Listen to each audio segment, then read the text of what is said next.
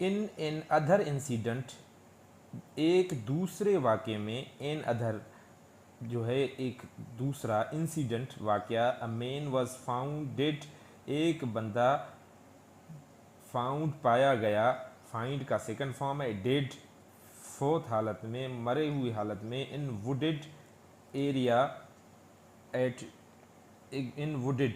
اب ووڈ جو ہے وہ لکڑی کو کہتے ہیں، ووڈڈ کا مقصد ہے جہاں زیادہ جنگلات ہوں، جہاں زیادہ درخت لگے ہوئے ہوں، تو جنگل والی ایریا کے اندر ایٹ B17